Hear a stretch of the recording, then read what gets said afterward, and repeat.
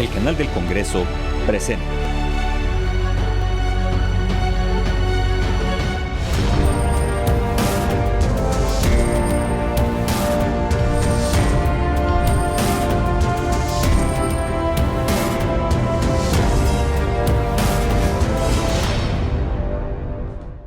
Cada año, el 10 de septiembre, el mundo entero se ha puesto de acuerdo para recalcar que el suicidio se puede prevenir. Para ello es primordial la información y, de forma paralela, políticas de salud mental enfocadas hacia la población que se considera en riesgo. Bienvenidos y bienvenidas a Cámara Alta. Arrancamos. Si bien el vínculo entre el suicidio y los trastornos mentales es el más concurrente, este fenómeno sigue siendo un tema de alto impacto por las variantes estudiadas por especialistas.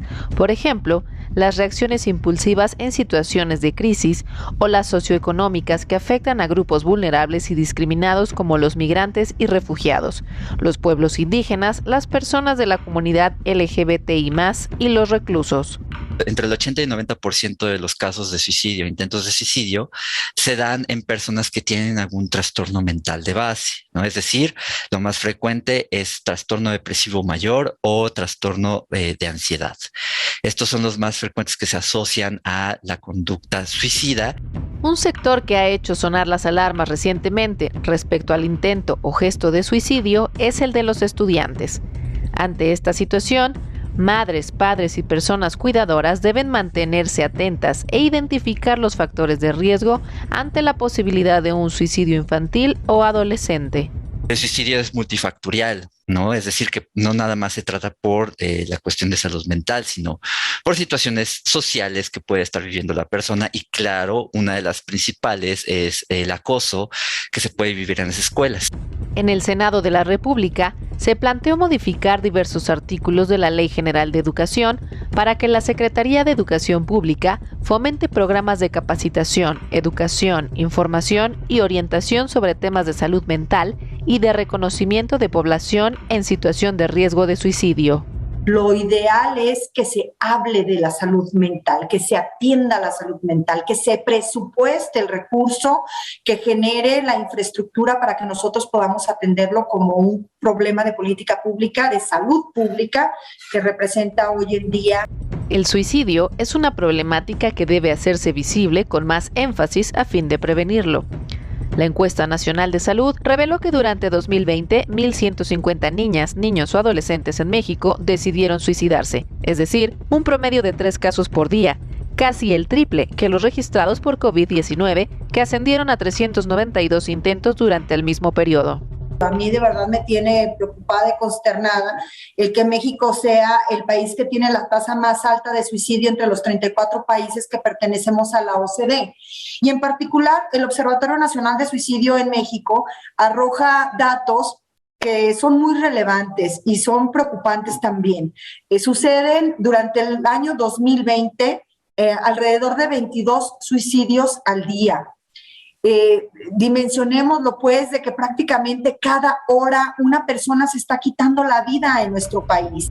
Los cambios propuestos se orientan a fomentar una educación socioemocional centrada en el fortalecimiento de la autoestima, la autonomía, la resiliencia, el respeto y la tolerancia de cada alumno.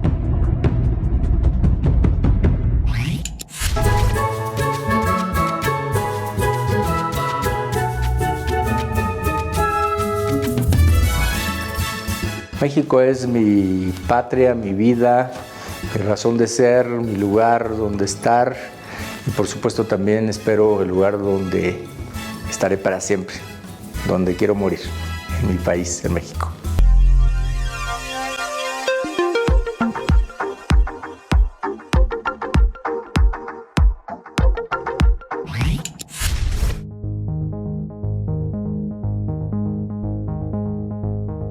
Una criptomoneda es un activo digital que posee propiedades similares a las monedas físicas, permite hacer transacciones instantáneas y puede utilizarse para comprar bienes físicos y pagar servicios. Si bien hay quienes argumentan que las monedas digitales son una fuerza democratizadora que reduce el control del dinero de los bancos centrales, también se ha generado un fuerte debate por la falta de regulación. La plataforma Chainalysis publicó el Índice Global de Países 2021 que encabezan la adopción de criptomonedas. El primer lugar lo encabeza Vietnam y lo siguen en orden descendente la India, Pakistán, Ucrania, Kenia, Nigeria, Venezuela, Estados Unidos, Togo, Argentina, Colombia, Tailandia, China y Brasil. México ocupa el lugar 43 de este índice.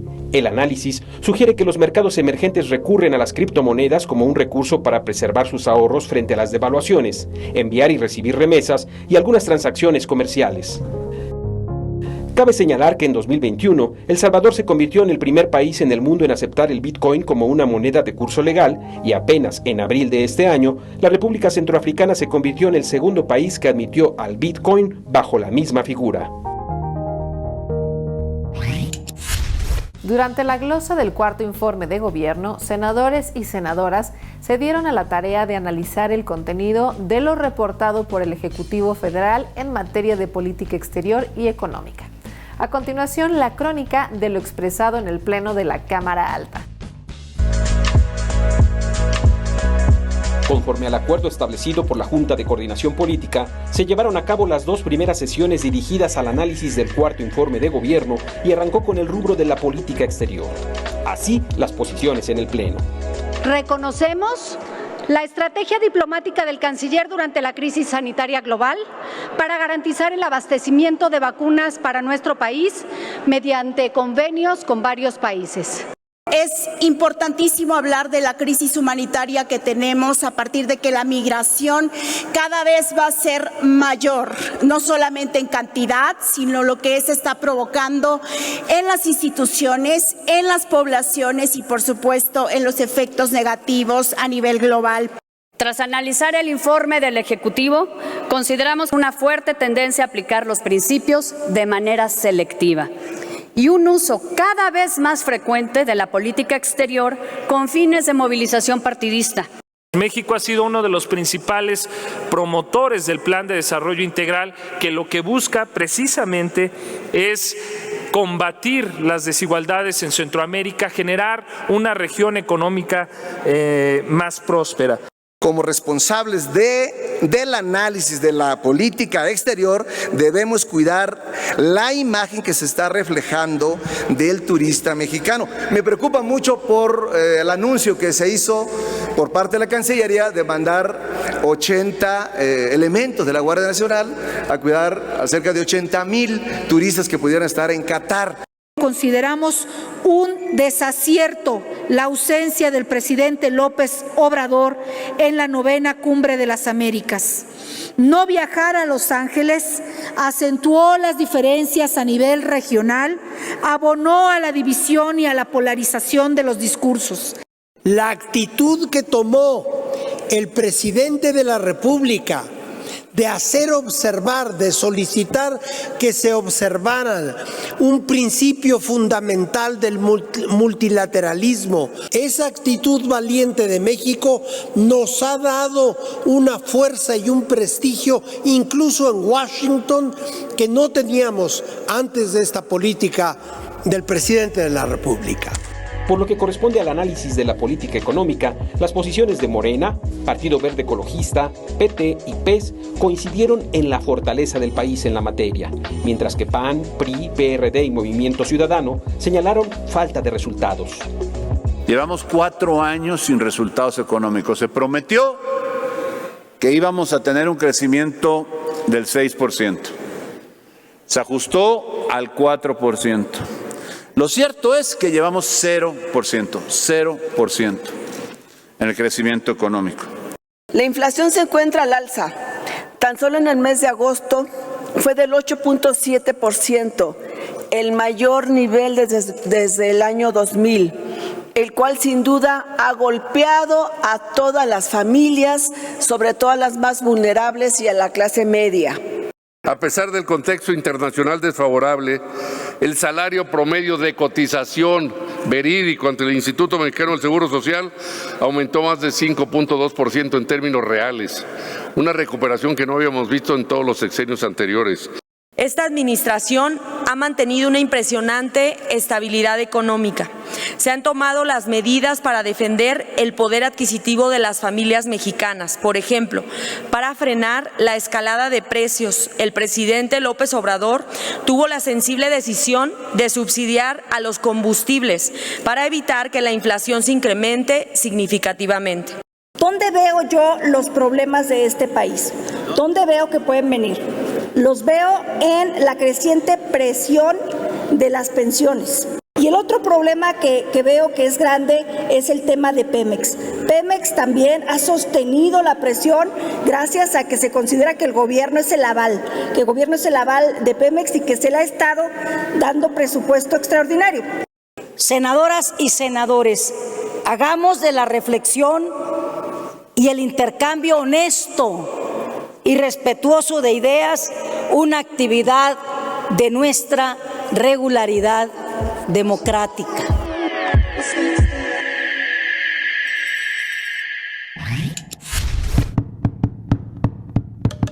El uso de la medicina tradicional ha aumentado en los últimos años, por lo que a nivel internacional se están multiplicando los esfuerzos para fomentarla y regularla. De acuerdo con la Organización Mundial de la Salud, se estima que alrededor del 80% de la población usa hierbas medicinales o algún tipo de alternativa como el yoga, la acupuntura y las terapias indígenas. Y agrega que mejorar el acceso equitativo a los servicios de medicina tradicional seguros, de calidad y efectivos puede contribuir a una atención de salud sostenible y culturalmente sensible. En la Declaración de Astana de 2018 se afirma que la inclusión de la medicina tradicional coadyuva al logro de la cobertura universal de salud.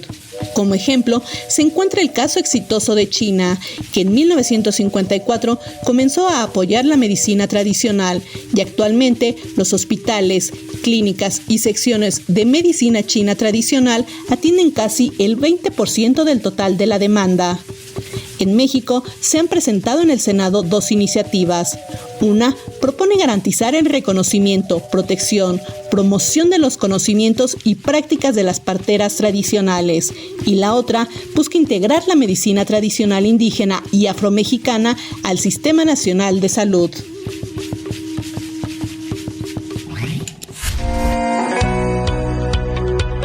Aunque al subir a tribuna refleje cierta sobriedad, la cadencia de sus argumentos delata ese estilo de comunicar que se centra en el relato, sin gritos ni estridencias. Así el mensaje se cuela más fácil al oído. Convence. Ya en corto su sonrisa comienza a delinear un poco más su personalidad y poco a poco se va revelando su esencia jarocha, alegre por naturaleza, intensa.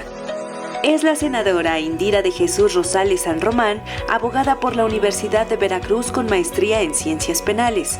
Una mujer que igual un día se le ve en una escuela y al otro se le encuentra coronando a los reyes del carnaval o haciendo zumba con sus paisanas. Y es que ahí, en la plaza pública, es donde la senadora se ha empeñado en erradicar los estereotipos de los cuerpos perfectos que por años nos ha vendido la publicidad. Una de sus iniciativas propone justamente que los gobiernos integren la perspectiva de diversidad corporal en el diseño y ejecución de sus campañas publicitarias. Se debe promover que no hay un solo tipo de cuerpo ideal ni peso correcto. Se debe comenzar a hacer visible la existencia de los diferentes tipos de corporalidades y que está bien que varíen en razón de su tamaño, color o raza. A la senadora Indira también se le ve seguido muy sonriente por allá por Boca del Río, desterrando de una vez y para siempre la tristeza que nos dejó la pandemia. Por ello le ha declarado la guerra al estrés y en otra de sus iniciativas propone crear una materia a nivel básico. Estoy proponiendo crear la materia de salud mental para educación primaria y secundaria, con la finalidad que desde temprana edad sepan cómo manejar sus emociones. Es la senadora Indira de Jesús Rosales, mujer de argumentos y sonrisas que nos muestran otro rostro de la Cámara Alta. Hace apenas unos meses, la Cámara Alta emitió un exhorto a los congresos locales para que armonicen su legislación con el artículo 45 de la Ley General de los Derechos de Niñas, Niños y Adolescentes y puedan garantizar que la edad mínima para contraer matrimonio sea a partir de los 18 años. Y es que en México el matrimonio infantil sigue siendo una penosa realidad, donde el 17.3% de las mujeres se casan cuando son menores de edad. Si usted calcula en su celular la ruta para viajar de Ciudad de México a Metlatónoc, Guerrero, verá que llega en aproximadamente 9 horas, a uno de los sitios más aislados por estar en la montaña y más pobres del país. Llegará también a una de las localidades donde se practica el matrimonio infantil. Pues en Guerrero nosotros hemos trabajado principalmente en el municipio de Metlatónoc y sobre todo en las áreas donde hay mayor pobreza, en las áreas donde ha habido menor alfabetización, donde incluso no se habla español. Son las áreas donde sigue siendo el matrimonio infantil parte de los usos y costumbres de una manera cotidiana. Casar a menores de edad atenta contra los derechos de la infancia. Cuando dicen que el matrimonio infantil ocurre principalmente en Chiapas, Michoacán y Guerrero, también significa que menores son violentadas física, psicológica y sexualmente bajo el argumento de usos y costumbres. La violencia física, sexual y económica es terrible, porque prácticamente estaban obligando a casar niñas con hombres muy grandes. Y esto no ha acabado, No quiere decir que porque hemos aprobado una ley ha desaparecido la realidad. Hay comunidades en nuestro país todavía donde recientemente me comentaban, y quiero ir a esta comunidad, hay un mercado prácticamente de venta de niñas. Pese a los riesgos, algunas víctimas de esta tradición se han revelado. Hay niñas que se han escapado de sus localidades. Hay niñas que incluso las han regresado, que las han intentado vender o las han vendido 2 veces y que han logrado escaparse, que han logrado buscar apoyos externos, que han estudiado y que después regresan a sus localidades a hablar de la experiencia, a tratar de convencer a otras niñas que esto no es una práctica ni es algo que deba de seguirse, y no porque hayas nacido en Metlatónoc ya tu destino es que te van a vender y que no hay otra salida. El Senado de México ha atendido el tema y exhorta a la Comisión Nacional de los Derechos Humanos, al Instituto Nacional de las Mujeres, al Sistema Nacional para el Desarrollo Integral de la Familia y a la Fiscalía General de la República para que se coordinen con sus homólogos estatales en Guerrero y ejecuten un plan integral de concientización, prevención y erradicación del matrimonio infantil. Legislamos en el 2019 para que se pusiera una penalidad de 4 a 10 años. Es una práctica basada en usos y costumbres que obviamente rechazamos porque estamos en un nuevo milenio. El 68% de las mujeres indígenas en México, desgraciadamente, están en esta ruta de matrimonio infantil forzado. El aislamiento de pueblos como Metlatónoc hacen que el reto sea grande, pues sin oportunidades educativas y laborales en la comunidad, probablemente se continuará ignorando la ley.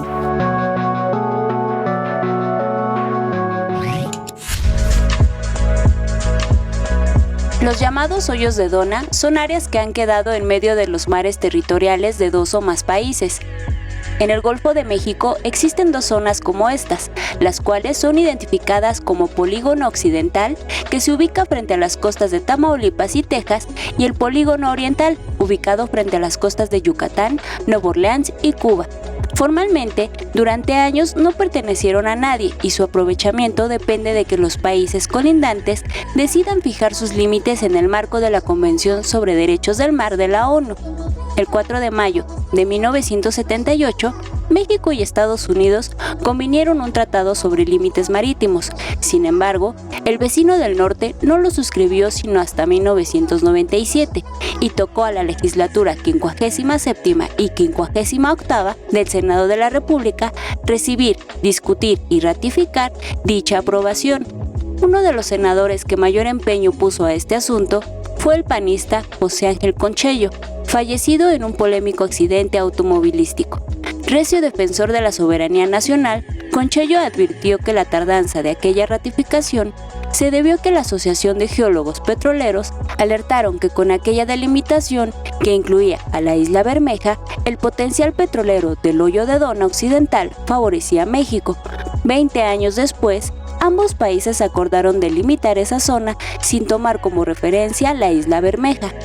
Además, Conchello, junto con el senador Fausto Zapata, denunciaron la sustracción oculta de la riqueza del subsuelo mexicano a través de un sistema que bautizaron como el efecto popote, consistente en absorber los hidrocarburos del lado de la frontera norte de México mediante largos oleoductos.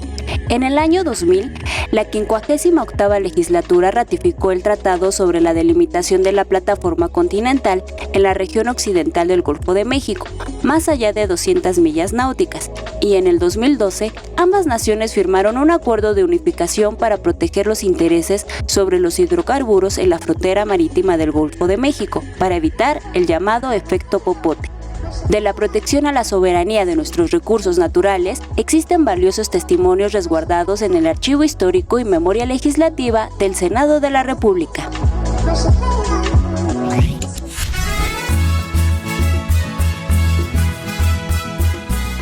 México es el mejor país del mundo, ya que tenemos una gran libertad, conservamos nuestras tradiciones, es inmensamente rico en cultura y gastronomía, y una gran riqueza cultural, principalmente nuestras etnias que nos representan y que no se han perdido. Como México no hay dos.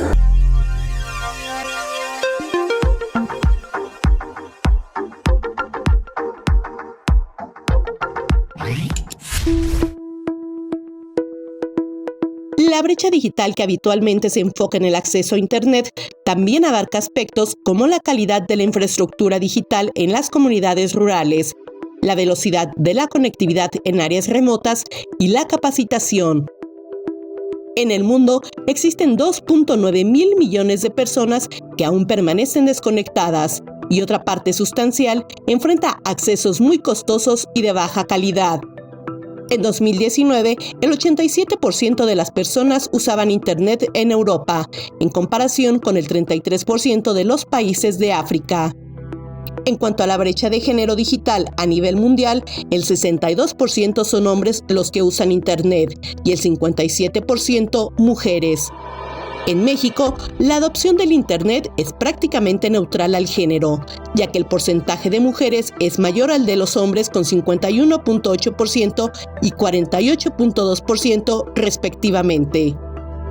Además, en nuestro país, en un esfuerzo por mejorar la conectividad y reducir la brecha digital, está en desarrollo el proyecto de la red compartida, enfocada en localidades de menos de 5,000 habitantes.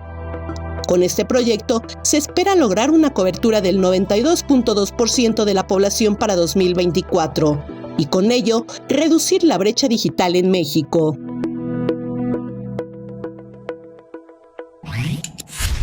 3 y hasta 7 años de prisión es la pena que puede aplicarse a quien distribuya, ordene el suministro o suministre a animales destinados al abasto alguna sustancia o alimento prohibidos tales como el clenbuterol, el carbadox, sales y demás precursores que se utilizan en complejos ganaderos para estimular el crecimiento y desarrollo de animales para consumo.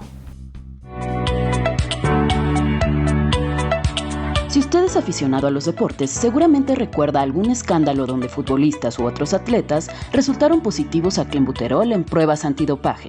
Sin embargo, la causa de este resultado positivo en la mayoría de los casos se debió al consumo de carne contaminada. Pero, ¿qué es el clenbuterol? Es un fármaco empleado para el tratamiento de problemas respiratorios por su efecto broncodilatador, pero además de facilitar la respiración, tiene una reacción anabólica secundaria que provoca el desarrollo de músculo y la pérdida de grasa al mismo tiempo. Debido a este efecto, algunos ganaderos utilizan de manera ilegal el clenbuterol y otras sustancias para el engorde artificial, principalmente de bovinos, pues acelera el aumento de la masa muscular.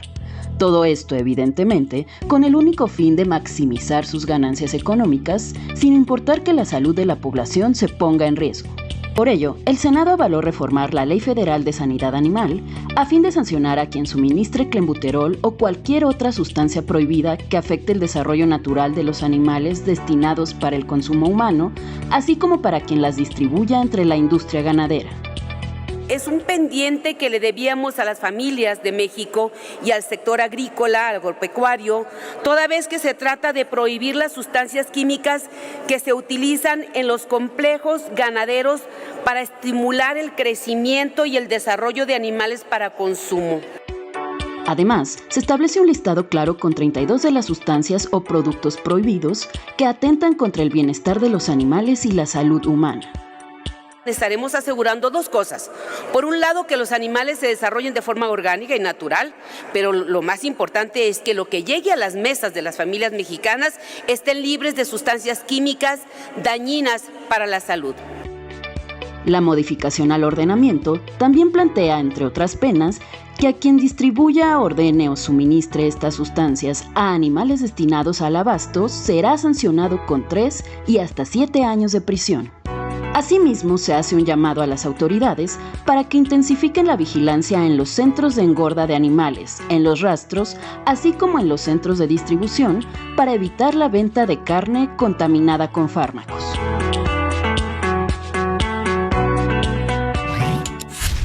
Es así como hemos llegado al final de la presente emisión de Cámara Alta. En nombre de quienes colaboramos en este programa me despido y al mismo tiempo renuevo la invitación para que nos acompañen en la próxima entrega de esta revista informativa. Sugerencias, comentarios y aclaraciones, por favor háganoslas llegar a través de cualquiera de los medios de contacto que en estos momentos aparecen en pantalla. Soy Paulina Usigli, pásenla muy bien, hasta la próxima.